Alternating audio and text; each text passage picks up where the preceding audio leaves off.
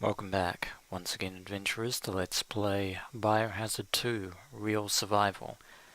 In the last episode, we'd returned from the underground area where we were assisted by none other than Ada Wong during her sojourn through the sewage disposal plant, netting us the club key, which is very useful. We still have some things left to do in the RPD precinct.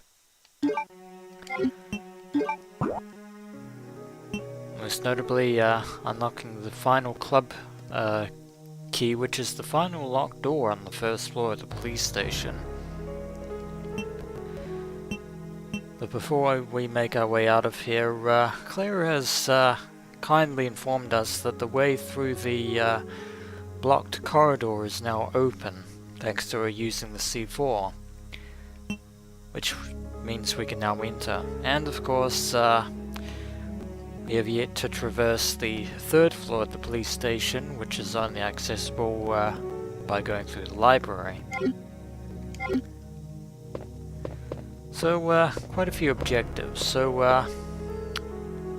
well, for convenience sake, we'll go through the now opened corridor, and I shall store these ink ribbons here. Must remember to get the mixed herbs, which are still down in the dark room, by the way. After all, this is real survival, no skimping out. But also apologize for running all over the place, even though this is actually supposed to be a real survival Let's Play. I know running all over the place is very convenient from getting from point A to point B, but it does actually take away from the atmosphere. And atmosphere was what Biohazard 2 was all about. And speaking of atmosphere, Leon, you are about to enter the office of your ultimate superior, Chief, or rather Police Chief Brian Irons of the RPD. So without further ado, let us enter the ominous door.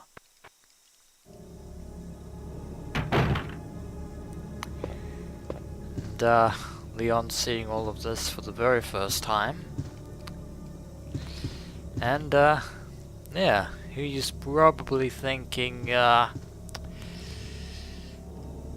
maybe the chief isn't too bad of a person to work for. I hate to break it to you, Leon, your dreams are going to be crushed. Exactly why you chose to work for the Raccoon Police Department of all places actually beggars belief, although something tells me that the Arklay murders may have had something to do with it. I mean, you could have worked in any other police department in the United States of America, I suppose. Now, the Gateway of Doom is forever closed to Leon, since this is Claire's route to the sewer. But there is still something we can find. Most notably, Chief Iron's diary. September 23rd. It's all over. Those imbeciles from Umbrella have finally done it. Despite all their promises, they've ruined my town. Soon the streets will be infested with zombies. I'm beginning to think that I may even be infected myself. I'll kill everyone in town if this turns out to be true, with triple exclamation marks. September 24th. I was successful in spreading confusion among the police as planned. I've made sure that no one else... Sorry, let me read that again. I've made sure that no one from the outside will come to help. With the delays in police actions, no one will have the chance to escape my city alive. I've seen to it personally that all escape routes from inside the precinct have been cut off as well. There are still several survivors still attempting to escape through the lower levels, but I'll make sure no one gets out. September 26th. I've had a change of heart about the remaining survivors inside the precinct. I've decided to hunt them down myself. I shot Ed in the back through the heart less than an hour ago. I watched him writhe in pain upon the floor in a pool of his own blood. The expression on his face was positively exquisite. He died with his eyes wide open, staring up at me. It was beautiful. I wonder if the mayor's daughter is still alive. I let her escape so I could enjoy hunting her down later. I'm going to enjoy my new trophy. Yes, frozen forever in the pose I choose to give her. Your Commander-in-Chief, Leon. I don't envy you one bit.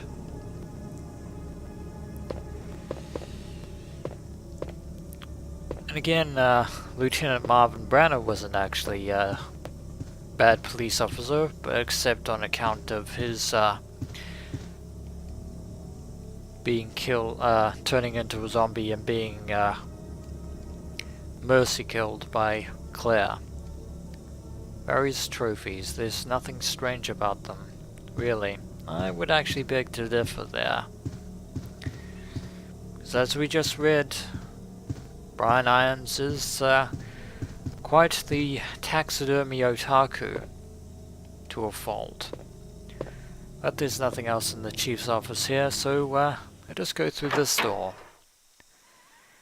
and see what awaits in this corridor, which is, of course, a giant tiger. Stuffed animal. Very lifelike. Now, this corridor, again, very reminiscent of the mansion from Biohazard. Not that Leon would know of that, since he only knows the mansion incident second hand. Just checking my corners, of which there are many, because still wary of well, anything that could be around the corner. Various objects of art, nothing useful, but expensive. But I'm surprised that Ben is still down in the sewer. Probably, well, he definitely had the opportunity to follow us, since we're pretty much carrying quite the arsenal, but that creature is still roaming around the precinct, not to mention the fact that Mr. X is still lumbering around somewhere. It's been a while since we ran into him. Hopefully we don't run into him here, but another diary. Secretary's Diary B, as opposed to Secretary's Diary A. June 8th. As I was straightening up the chief's room, he burst through the door with a furious look on his face. It's only been 2 months since I started working here, but that's the second time I've seen him like this. The last time was when I bumped into that statue, only this time he looked even more agitated than ever. I seriously thought for a moment that he was going to hurt me. June 15th. I finally discovered what the chief has been hiding all along. If he finds out that I know, my life will be in serious danger. It's getting late already. I'm just going to have to take this one day at a time. And that's all she wrote, it seems. Ominous. But, we have more, pressing concerns, such as checking this fireplace, which doesn't appear to have been used for quite some time. In fact, I'm guessing that this room is nothing more than a storage area from the precinct's art museum days. There is a box over here, and we shall open it. And it contains again, a rather trusty item, the crank. Or to be more precise, the square crank. Even better. So, checking our handy-dandy map, we've pretty much explored everywhere on the second floor. So now all we have to do is go down to the first floor to check out that final room, And then we'll be on our way. And we can hopefully, well, as soon as we find the remaining plug pieces, we can get out through the sewer door. Which is going to be interesting.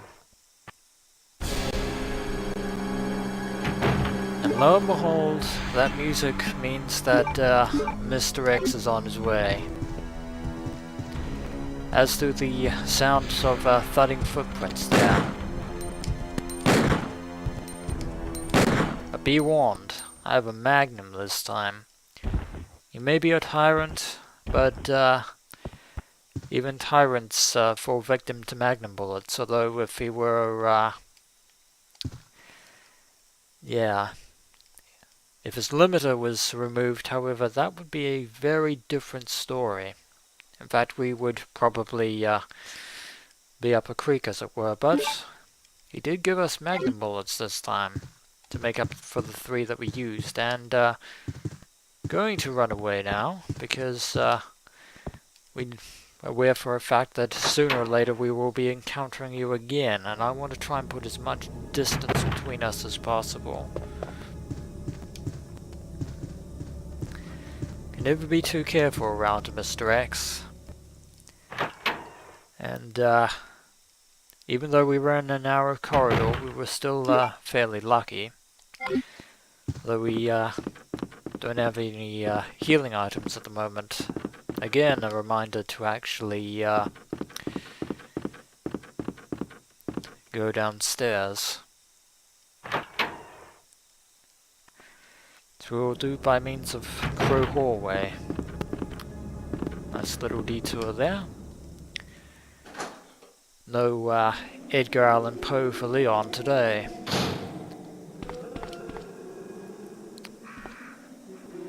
Yeah.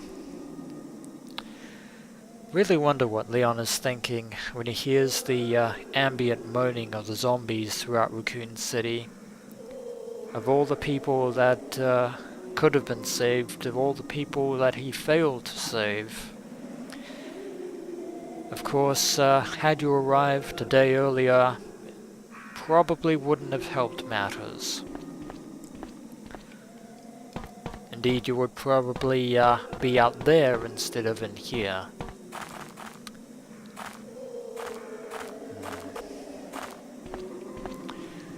But enough melancholy, it's time to press forward.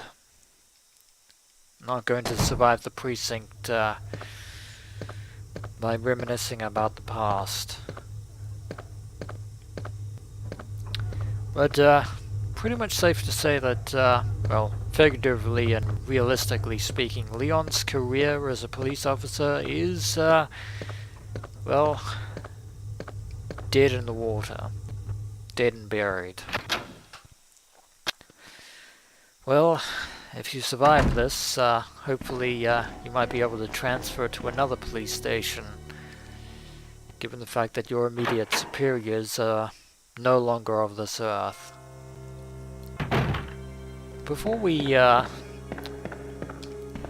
make our way to the final club door, backtracking all the way back to the dark room, as I said I was going to do. Because I do not want to leave those herbs behind. Especially if I have to use them sooner rather than later. And once again, really regretting the fact that I actually killed Marvin, or rather Claire killed Marvin, and myself. So, although in hindsight we spared Leon seeing the grizzled remains of his former immediate superior. And here I said I wasn't going to continue being melancholic.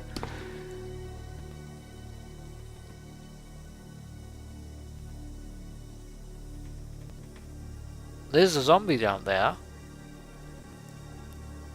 Why are you there?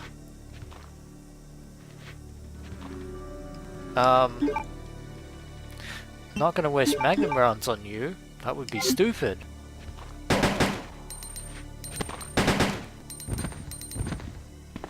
Why? Oh my word.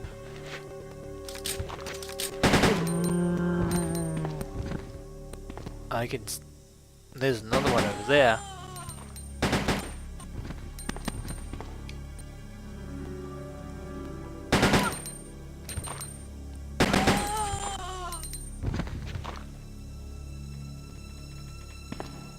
Yeah. Right when you think things couldn't get creepier, they suddenly did. All of a sudden, with these two zombies, the atmosphere is back. Momentarily, I was not expecting these two zombies to be waiting outside of the precinct, outside of the dark room. That was definitely unexpected on my part. Well played, well played. But anyway, so the victor goes the spoils, and the spoils are a set of mixed herbs. I know that means we're full on inventory space, but I don't care. There we go. Feeling a little bit safer. Just a little bit. And hopefully we can get more ammunition along the way. Yeah, that was actually, was not expecting that, of all things. Which is, definitely don't want to go back through that other corridor. Now that I think about it, there might actually be more zombies down there. Although considering the fact that we don't need to go down that corridor at all, means to be seen, is actually a good thing. But, hopefully now we, don't quite get any more, surprises. I believe I checked this locker, didn't I? Yes. Just making sure. Always checking everything. But, nothing more to do in the, west wing of the police station, so, high time we high-track it to the, to that final club door. But, we are 2/3 of the way of getting out of the precinct. Not quite there yet. And actually see if we can, nothing to care about. Not what I would say, Leon, because then again, the phone lines are out. And that is indeed an office. The Eastern office, which we just came from. And no more herbs. Sage advice, Leon. But yeah, there is plenty wrong with the situation. But further down we go. Down the ominous corridors. Hopefully we'll rendezvous with Claire in the sewer, but and hopefully Ada as well if she manages to get out the sewage disposal plant.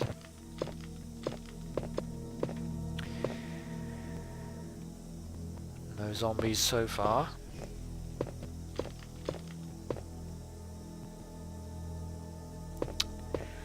Stay sharp, Leon. Definitely not going back into those rooms again. But, final use of the club key. And we can get rid of it. And see what is behind the final door.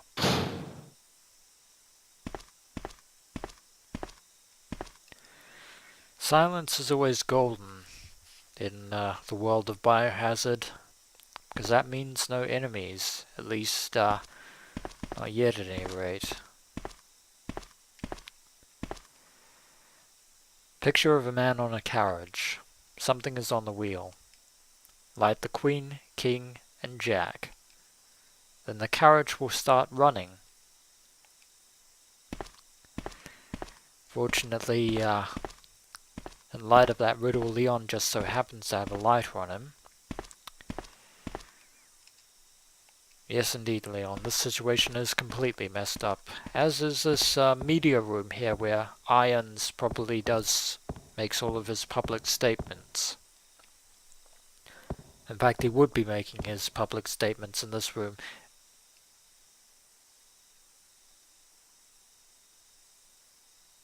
Okay. Huh.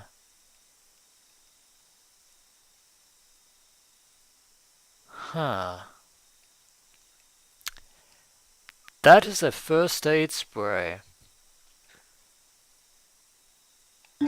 I never knew it was there. I never even thought of checking under the desk. That's a surprise. Also unfortunate for me because I actually have to put away some items now. Didn't think of that. Did not think of that in the slightest. Did not expect to find a first aid spray. So back to the West Wing we go, since it's the most convenient item box thus far. Which we'll need to get the 2 plugs that I've currently stored away in it for the time being. It's never easy, is it, Leon? But, that means, bringing all these items into the sewers is going to be, rather troublesome, but, as I've said many times, that's the breaks that I chose with doing this on Real Survival. That's my cross to bear. And, I think I shall, I'll store the crank and the, well, that's, 3 first aid sprays. Nice. And there was only 1 plug down here.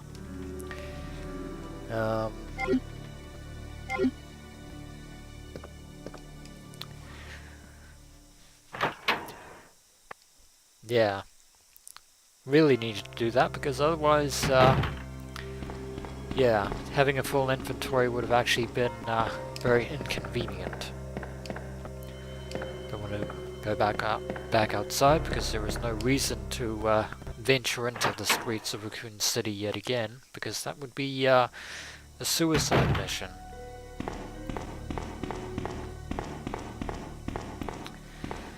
Fortunately, we haven't run into Mr. X stalking the corridors, although he has a tendency to pop up somewhere when you least expect it.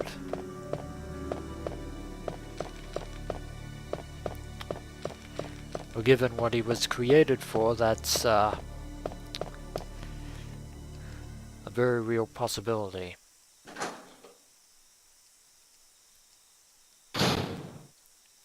Given the fact that he was wandering the corridor behind Iron's office, I wonder if he was looking for him as well. In which case, I wouldn't actually have that much sympathy. But, time for us to solve a puzzle. So the fire is lit, and now, solving of the puzzle. Number 12, for the Queen.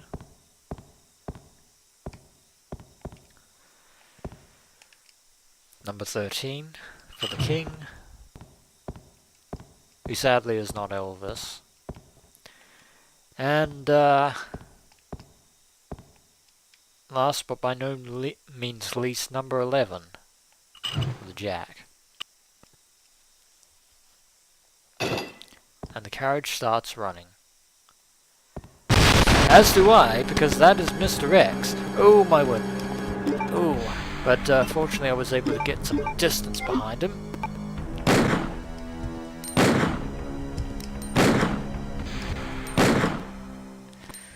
use the desk to my advantage, but yeah, he completely burst through that wall there, and sadly, all he has is handgun bullets. Boo. Waste of a magnum bullet, but I am doing manual reloads for this Let's Play adventure, and it's a damn shame that I actually can't make my way through the hole that he just broke in through, which would actually be very convenient for me.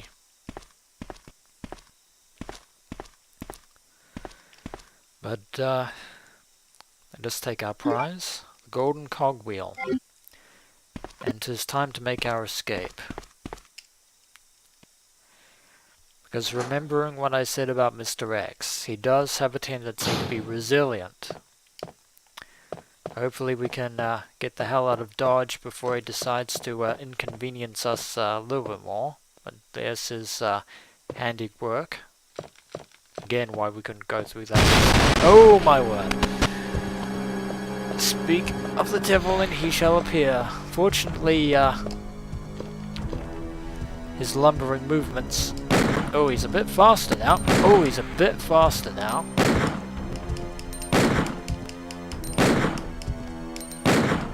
Oh. I know you all wanted him to punch Leon in the face, and that was almost a very real possibility there, but well, at least we got some more shotgun shells, which is very fortunate. See you later, Mr. X, or rather see you never. And yep, he burst right through that wall. Behold the awesome might of a tyrant. In all its macabre glory. But, well...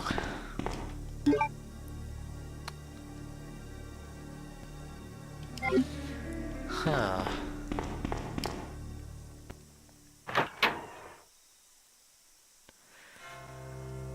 Well, that was an interesting, encountering him twice in one episode, which is rather ominous sign, but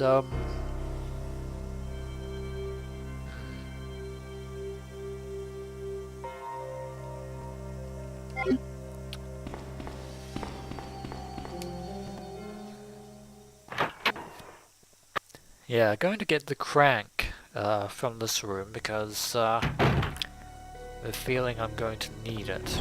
Because the crank is always useful, and if you don't have the crank in an area where you need it, it's can be pretty bad news.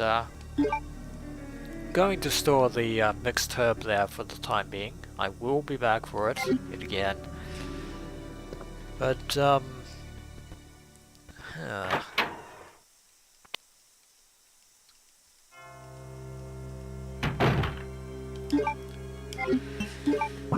our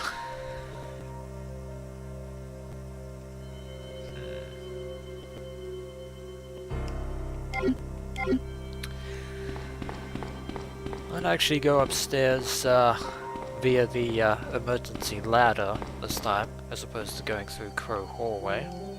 Should probably do that. And again, I might have just shot myself in the foot. Oh, case in point. Hello there, Mr. Liquor.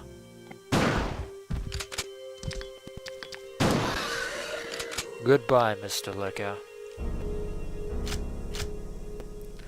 Allow me to reload my shotgun in the proper fashion. Takes care of you. Yeah, liquors can be notorious, but fortunately we were able to deal with that one without any relative repercussions. But I believe now is a good time to save, and a good time to end the episode. So store away the crank for now, and save at the ever-trusty typewriter. Yes, we will use the ink ribbons.